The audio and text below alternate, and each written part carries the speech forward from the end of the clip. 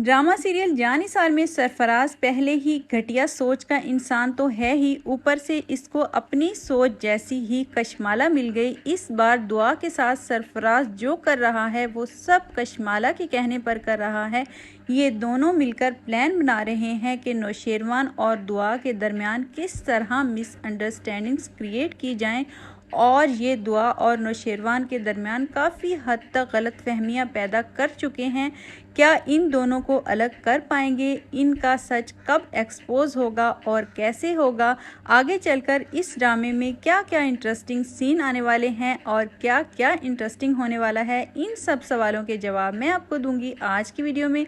अगर वीडियो अच्छी लगे तो लाइक ज़रूर कर दीजिएगा और चैनल पर नए हैं तो चैनल को सब्सक्राइब करते हुए जाइएगा। जानिसार की लेटेस्ट एपिसोड में कुछ सीन देखकर मुझे इंतहाई गुस्सा आया। आखिरकार दुआ को सरफराज का पता तो चल गया और ये भी पता चल गया कि ये फ़िज़ा का शोहर है और इसका बहनोई, लेकिन दुआ ने एक बार फिर बहुत बड़ी बेवकूफ़ी की और नौशेरवान को कुछ भी सच नहीं बताया बल्कि सब सच इससे छुपाती रही।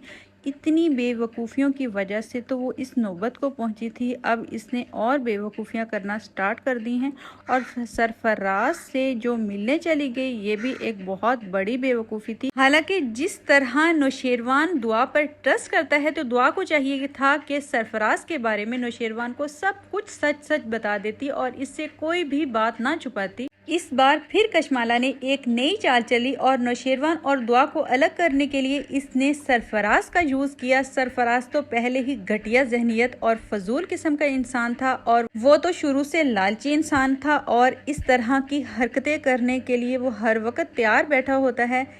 इसने सरफराज को इसलिए हायर किया क्योंकि कशमाला सरफराज के बारे में और दुआ के बारे में सब जानती थी, क्योंकि वो शुरू से ही नौशेरवान के पीछे लगी हुई थी, इसकी टो में लगी रहती थी।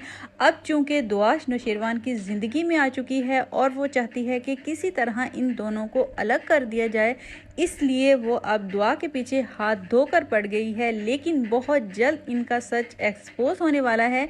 इस बार नौशेरवान दुआ के बिहेवियर से बहुत ज़्यादा हर्ट हुआ क्योंकि दुआ गलत बयानी कर रही है और नौशेरवान को कुछ भी सच नहीं बता रही, वो सरफराज की बातें छुपा रही है। तो नौशेरवान ये समझ रहा है कि शायद अब भी इसको सरफराज ही पसंद है और ये इसी को चाहती है, इसलिए वो बहुत ज़्यादा हर्ट हुआ। लेकिन दुआ सिर्फ ये चाहती है कि इसकी बहन का घर ख़राब ना हो।